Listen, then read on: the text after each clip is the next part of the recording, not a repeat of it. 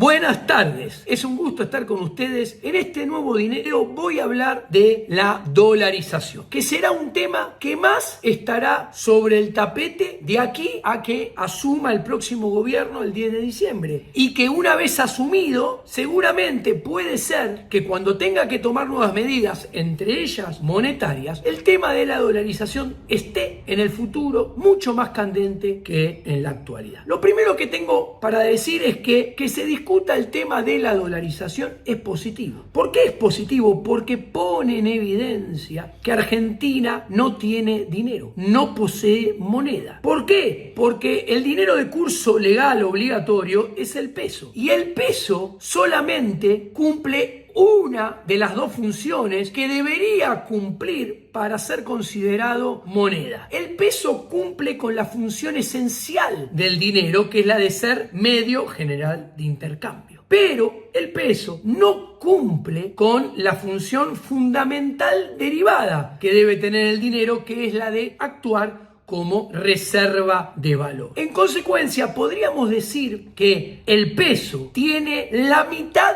de la demanda de dinero trunca o inexistente. ¿Por qué? Porque solo tiene demanda de dinero por motivo transacción, para comprar bienes y servicios, que surge de ser utilizado como medio general de intercambio. Ahora no tiene, para que se entienda sencillo, la otra mitad de demanda de dinero que debería tener, que es la demanda de dinero por motivo ahorro, que es la de utilizar el peso como reserva de valor. Ningún argentino en el pasado utilizó el peso como reserva de valor. En el presente nadie lo utiliza como reserva de valor, y en el futuro tampoco nadie lo utilizará como reserva de valor. ¿Por qué? Porque nadie ahorró, ahorra ni ahorrará jamás en pesos. Los argentinos ahorramos en dólares. Entonces, ¿qué sucede? Cada vez que los argentinos decidimos ahorrar en dólares, ¿qué sucede en el mercado monetario? Hay una caída de la demanda de dinero. Se genera un desequilibrio monetario caracterizado por un exceso de oferta. Pasa a haber pesos de más. ¿Y cómo se equilibra el mercado? Estos pesos de más se traducen en caída del poder adquisitivo del dinero y más inflación. ¿Pero por qué? Porque antes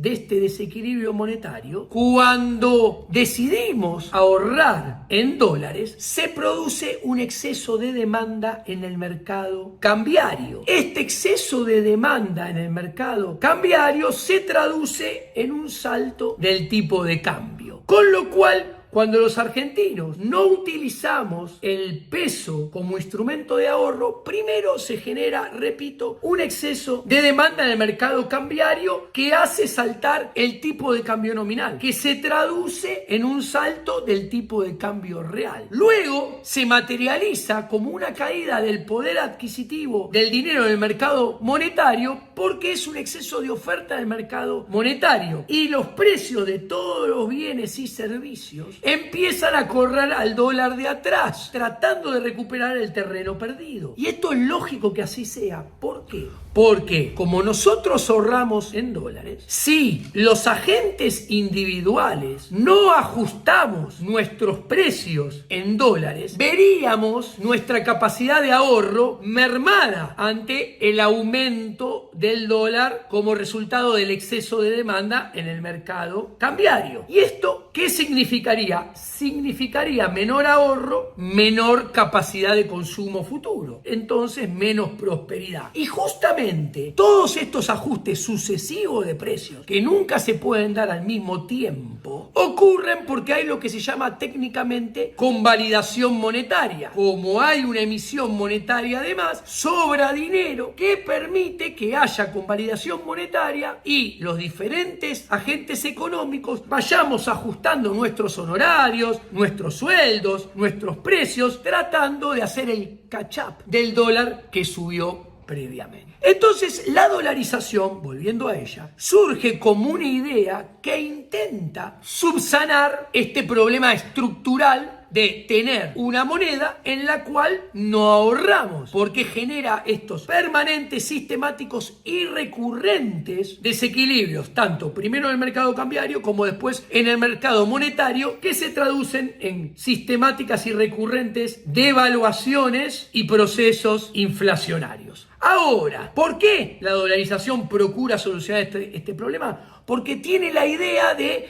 tener de vuelta una moneda en la cual los agentes económicos no solo hagamos intercambios comerciales, productivos, sino también una moneda en la cual ahorremos. Que la misma moneda cumpla los dos roles que mencioné antes. El rol esencial y el rol fundamental derivado, que es medio general de intercambio y reserva de valor. ¿Cuál es el tema? El tema es que una dolarización es una reforma estructural que se aplica para muchos o varias décadas adelante. Entonces tiene que surgir como un proceso con frondoso debate detrás, analizando todos los beneficios y todos los costos, no solamente en el presente, sino en términos intertemporales, o sea, los que se darán en el futuro y hoy en día a simple vista no se los observa. En este marco hay que decir que hay dos grandes tipos de dolarización diferentes. En primer lugar, puede ocurrir dos escenarios completamente opuestos. Uno blanco, positivo, que es si la dolarización es percibida como permanente por los agentes económicos. Y el otro escenario, llamémoslo negro, negativo, es si la dolarización no es percibida como permanente por los agentes económicos. Acá está el kit de la cuestión. ¿Va a ser exitosa si es percibida como permanente? Por el contrario, si la dolarización es percibida como transitoria, lo cual quiere decir que se percibe que en algún momento futuro va a ser abandonada, va a condenar a que este proceso termine siendo incompleto y negativo. Primero empecemos con el blanco, el positivo. Para que una dolarización sea percibida como permanente, ¿cuáles son los resultados que se van a dar con ella? Claramente, si una dolarización es percibida como permanente, la tasa de inflación local va a tender a converger a la tasa de inflación de Estados Unidos en un plazo rápido, breve. Obviamente, con este esquema de dolarización, será la política monetaria de Estados Unidos quien determinará el sendero del estado estacionario de la inflación doméstica que percibirá a la Argentina. O sea, en el fondo, en este caso exitoso, donde la dolarización es percibida como permanente, será la política monetaria de Estados Unidos determinará cuánto será la inflación de la economía en Argentina. Por ejemplo, si la Reserva Federal de Estados Unidos tuviera una política monetaria excesivamente expansiva, Estados Unidos va a tener una tasa de inflación más elevada y Argentina terminará teniendo una tasa de inflación también más elevada, alineada con esa inflación elevada de Estados Unidos. Obviamente, si Estados Unidos aplicara una política monetaria contractiva que desinflacionara rápida y fuertemente la inflación en Estados Unidos, el sendero de la inflación de Argentina debería converger hacia esos niveles de inflación de Estados Unidos. Pero ¿cuál es el problema? Que los fundamentos de la economía americana no son los fundamentos de la economía argentina. La economía americana tiene mucho mayor capital, tiene mejor capital humano, es más productiva, es mucho más flexible, tiene mayor flexibilidad de precios a la baja. Por el contrario, la economía argentina tiene menos stock de capital físico, peor stock de capital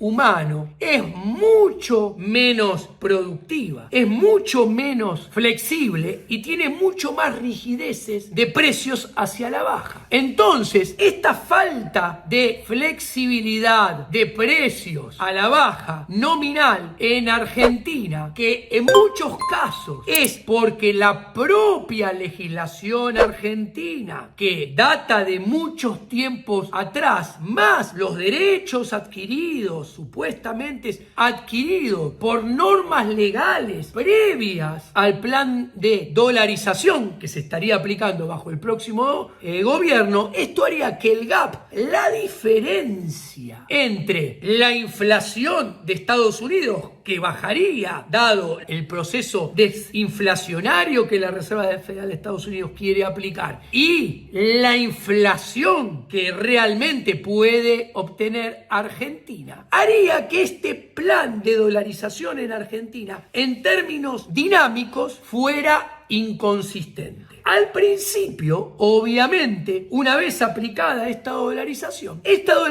funcionaría como un placebo, haciendo bajar al comienzo la inflación. Y parecería que habría un boom inicial, pero posteriormente se iniciaría en términos dinámicos más adelante en el tiempo un proceso recesivo. Cuanto más transitoria sea percibido el plan de dolarización, el horizonte temporal que durará la estabilización de la dolarización será más breve. ¿Por qué? Porque habrá una entrada fuerte de capitales de corto plazo que ingresarán desde afuera a la economía argentina para aprovechar el spread, el diferencial de tasas o tipos de interés domésticos versus los tipos de interés vigentes en Estados Unidos. Porque si bien la dolarización desarticula la prima de riesgo por devaluación que está dentro de la tasa de interés, el riesgo de default seguirá estando constante y sonante, por lo cual la tasa de interés en Argentina, con una dolarización percibida como transitoria, será mucho más alta que la tasa de interés de la economía de Estados Unidos. Los capitales de corto plazo ingresarán para tratar de hacer un carry trade en dólares, aprovechando esa mayor tipo de interés de la economía argentina en relación a la economía de Estados Unidos. Cuanto menor sea la credibilidad y la sostenibilidad del programa, mayor será el diferencial de tasas de interés y por ende más abrupta, más fuerte será la entrada de capitales golondrinas de corto plazo que tratarán de aprovechar ese diferencial de tasa de interés, porque cuanto más alto, más capitales entrarán, porque el negocio cortoplacista será más alto. Por el contrario, en este escenario, menor será la entrada de ahorro del exterior que financie inversión productiva dentro de la economía real de Argentina, dentro de esa dolarización percibida como transitoria. Y por ende, cuanto más transitoria sea percibida y entonces mayores capitales golondrinas y menos capital de inversión, habrá menos acumulación de capital y por ende más baja tasa de crecimiento potencial, retroalimentándose así un círculo negativo que solamente va a contribuir a cortar la vida de este programa de dolarización que en su génesis ya nació como trunco por no poder ser percibido como permanente. En este escenario, cuando los flujos de capitales transitorios que habían entrado para aprovechar el diferencial de tipo de interés perciban que se acerca el inicio del programa, se producirá la reversión del flujo de estos capitales de corto plazo y los capitales de corto plazo empezarán a salir, potenciando aún más el ciclo recesivo en el cual entrará la economía argentina, que tendrá mayor caída de PBI y mayor aumento de la tasa de desempleo, con peores retornos al capital y peores salarios como retribución al trabajo. Nadie está hablando de esto en el debate argentino. Una dolarización que no sea percibida como permanente finalizaría realmente como una verdadera catástrofe para la macroeconomía argentina en general y la microeconomía y las finanzas de las firmas de todos los tamaños, grandes, pequeñas y medianas, que operan en el libre mercado, y para los individuos que operan también en libre mercado en el sector privado en la economía argentina. Es muy sencillo. Para hablar de la dolarización en Argentina. Y para que dicha dolarización no sea percibida como transitoria y genere todos estos problemas, la dolarización debe ser percibida como permanente. Y para que sea percibida como permanente, debe ser precedida por un conjunto de reformas estructurales previas a la dolarización, que deben ser pensadas, planeadas, ejecutadas, no se llevan a la práctica de un día para otro, sino a lo largo de un par de años y después, si todo va sobre ruedas, dolarizar. ¿Por qué? Porque el dinero no puede provocar el bien por sí solo. No es magia cambiar de dinero, pero sí puede provocar el mal y ser no neutral en el sentido negativo, como plantea en un glorioso pie de página la tesis de Sidrausky. Entonces, ¿qué quiero decir? Hay que hacer todo el conjunto de reformas estructurales que empiecen a dar frutos positivos y luego aplicar la dolarización, luego de que ya están vigentes todas esas reformas estructurales, que es la única manera que la dolarización sea percibida como permanente para que el peso no termine pudriendo esas reformas estructurales exitosas. Pasemos a ver cuáles son las reformas estructurales. Primero, habría que volver a reestructurar la deuda con el FMI, porque la deuda con el FMI, que hay que pagarla en los próximos 10 años, hay que devolverle capital más intereses, redondeando 50.000 millones de dólares de capital, más los intereses, y no se puede devolver, con lo cual el riesgo de default va a ser permanente y esto va a generar la percepción de que la dolarización es transitoria, despertando todo el círculo vicioso. Hay que reformar, reestructurar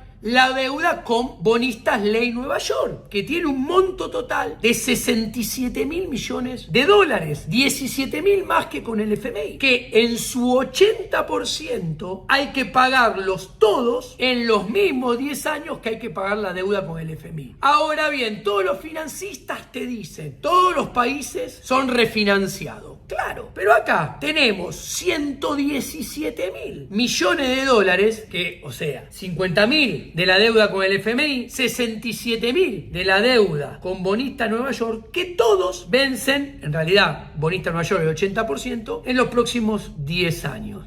Nadie te va a refinanciar todo eso si es percibido como que es impagable. Con lo cual, el riesgo de default seguirá latente y la dolarización va a ser percibida como no permanente y va a despertar finalmente todo el ciclo recesivo que mencioné antes. Tercero, habría que hacer una profunda reforma del Estado que baje como mínimo el gasto público entre 15 y 18 puntos del PBI, lo cual permitiría disminuir la presión tributaria entre 10 y 13 puntos porcentuales del PBI también en Argentina. Y esto devolvería las condiciones necesarias para poder hacer negocios y ganar dinero dentro de un marco de equilibrio fiscal financiero en Argentina. Dos prerequisitos fundamentales para que pueda haber una dolarización percibida como permanente y exitosa. Acá vale la pena hacer dos comentarios. Primero, a alguno le podría parecer que bajar el gasto público, achicar el Estado entre 15 y 18 puntos porcentuales para bajar la presión tributaria entre 10 y 13 puntos porcentuales es una barbaridad. Les comento, hoy en día el gasto público es alrededor de 43% del PBI, mientras que la presión tributaria es 37% del PBI aproximadamente. ¿Cómo vemos que hay que achicar el gasto público entre 15 y 18 puntos del PBI para bajar la presión tributaria entre 10 y 13? Muy sencillo. En el 2001, la convertibilidad, que viene a ser como una suerte de dolarización imperfecta, voló por los aires con una relación gasto público-PBI del 25, 18 puntos porcentuales menor que el 43 que tenemos hoy en día. Del otro lado, voló por los aires con una presión tributaria de 21% del PBI, lo cual es alrededor de 16 puntos porcentuales menos que la presión tributaria que tenemos hoy en día. Ahora, probablemente para bajar todo este peso del Estado, seguramente habrá que hacer una reforma previsional. Habrá que achicar todo el sistema político, cambiando, dejando de lado la organización política de hoy en día, con 2.300 consejos deliberantes, 2.300 intendentes, 24 provincias, con 24 poderes judiciales, con 24 congresos provinciales y poder ejecutivos provinciales, con 360 ministerios provinciales, más toda la esfera nacional. Claramente, ¿qué se ve? Que esto no se puede hacer en 2 minutos, con lo cual queda sobre la mesa claro este tercer punto, que es la reforma del Estado, que implica una reforma del sistema de organización político. Va a llevar algunos años. Entonces no se puede dolarizar apenas sube el próximo gobierno. Cuarta reforma. Antes de dolarizar, habría que levantar el cepo cambiario para asegurar la libre movilidad de capitales y así evitar los desequilibrios que generan en todos los mercados. El exceso de demanda en el mercado cambiario, que es más devaluación, como ya expliqué, y el exceso de oferta en todos los otros mercados. En el mercado de bonos, que es más tasa de interés, que te retroalimenta la percepción de transitoriedad de la dolarización. El exceso de oferta del mercado de dinero, que es cada vez más inflación. El exceso de oferta en el mercado real, que es menos nivel de actividad. Y el exceso de oferta en el mercado laboral, que es menor tasa de actividad, menor tasa de desempleo y peores salarios. Está claro entonces que este desequilibrio a lo largo y a lo ancho de toda la economía que genera el cepo, repito, exceso de demanda en el mercado cambiario contra exceso de oferta en el mercado de bonos, de dinero, en la economía real o en el mercado laboral, es necesario subsanarlo previo a la dolarización. Porque si no se lo hace, la dolarización va a ser percibida como transitoria. El control de cambios, el cepo, es el instrumento que los políticos, tiene que quedar en claro, utilizan para evitar que se desplome la demanda de dinero, haya un mega salto del dólar y una muy fuerte aceleración posterior de la inflación. Y con eso procuran lograr cambiar una explosión macroeconómica que los eyecta del poder por una implosión macro y microeconómica, cuyos costos los seguimos pagando todos nosotros en el sector privado, mientras ellos siguen haciendo sus negocios desde la política. Claramente, sin un cuantioso endeudamiento que financie la apertura del cepo y evite este estallido como tuvo Macri, todo político tiene incentivos para no afrontar estos costos. Y además, lo más probable, como el mundo del 2024-2025 es el mundo más complicado de los últimos 30 años, con las menores tasas de crecimiento, con las mayores tasas de inflación, con el más elevado costo de capital y la mayor aversión al riesgo, no va a haber financiamiento para abrir este cepo, menos aún si se percibe el riesgo de devaluación en Argentina, con lo cual no se va a poder levantar el cepo y no se va a poder dolarizar, y si se lo hace de prepo, esa dolarización será percibida como transitoria. La cuarta reforma: previo a la dolarización hay que sanear el balance del Banco Central, que implicaría un fuerte salto del dólar y una aceleración inflacionaria que seguramente, conociendo a la casta política argentina, vendría acompañada con una violación de la propiedad privada, es decir, algo parecido al plan Bonex que aplicó Herman González en 1989, donde se saneó los balances de los bancos totalmente sobredimensionados, limpiándole sus pasivos y bajándole su activo. O sea, a los bancos se les limpia los depósitos a plazo fijo en sus pasivos, sacándoles la deuda que tienen frente a su depositante, y a cambio se les borra de su activo las LELIQ y PASES, que son un activo que devenga y paga tasa de interés contra el Banco Central. ¿Quién sale beneficiado? La asociación inmoral en complicidad solidaria que siempre hay entre el agente, los bancos, banqueros del sector privado y su principal, el Estado a través del Banco Central. Ellos subsanan sus balances a costa de trasladar y socializar los costos con más devaluación, más impuesto inflacionario y incautación de los depósitos a plazo fijo de los ahorristas argentinos. Todas estas reformas se necesitan para poder dolarizar en forma exitosa. ¿Y cuál es el problema? Que en el horizonte de corto plazo tienen una probabilidad de ocurrencia que en el límite tiende a cero, con lo cual la dolarización terminaría conduciendo a un mal puerto final, tanto en términos macro como micro, financiero y sociales. Terminaríamos teniendo una dolarización transitoria que baja la inflación en el corto plazo, pero a expensas de una fuerte recesión con mega caída del PBI y aumento del desempleo y la pobreza en el mediano y largo plazo. Y obviamente esto sería un fracaso más. Y la casta política argentina, más allá de sea quien sea, tenga la camiseta que tenga el que aplique esta dolarización, se estaría consumiendo, derrochando, tirando la última reforma estructural que queda, no hay más después. O sea, sería como que la bala de plata y oro final, la casta política argentina, ya sea los viejos partidos o los nuevos partidos, los viejos políticos o los nuevos políticos, estarían haciendo lo mismo de siempre, hipotecando el futuro a expensas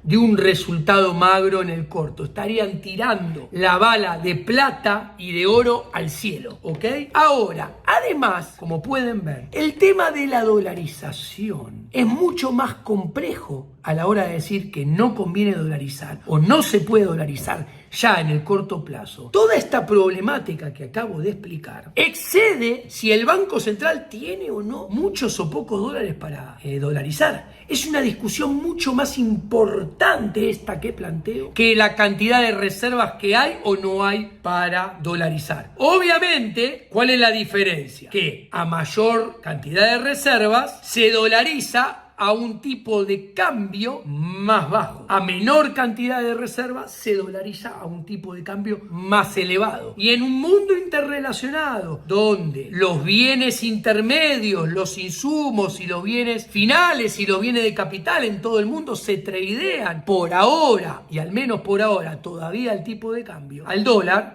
o están atados al dólar, con pocas reservas, esa dolarización al tipo de cambio muy elevado generaría que Argentina o los argentinos no pudiéramos prácticamente comprarle nada al mundo, con lo cual los niveles de producción y los niveles de prosperidad y calidad de vida se desplomarían también con la dolarización y puestos en dinámica de manera muy fuerte. Ahora, si viene alguien arrogantemente porque él cree que hay que dolarizar y dice o pretende dolarizar sin hacer previamente ninguna de estas reformas, y viene y dice, yo voy a dolarizar sí o sí, y me prestan un montón de dólares para poder dolarizar a un tipo de cambio inicial de dolarización bajo, con lo cual se evita el problema que expliqué antes, este señor, al endeudarse, por ejemplo, en 30.000, 40.000 o 50.000 millones de dólares,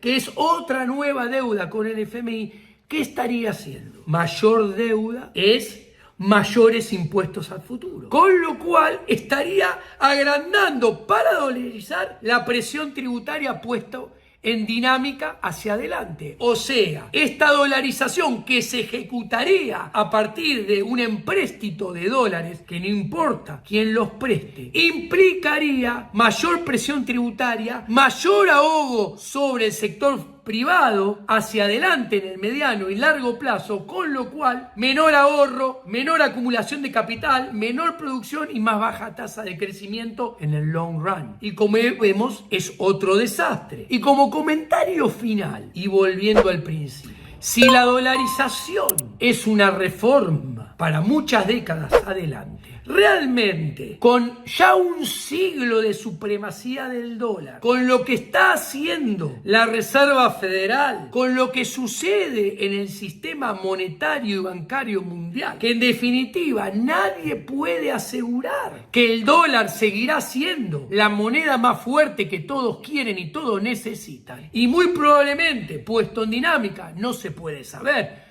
a ciencia cierta, pero hay chance que lo deje de ser, mucho más que en el pasado, no sé, lo deje de ser en los próximos 5, 10, 15 o 20 años. Realmente atarse a una moneda que deje de ser la mejor moneda y pase a ser una moneda en decadencia, luce de una miopía intelectual supina y de un mesianismo arrogante muy pocas veces visto. Muchas gracias, esto ha sido todo por hoy.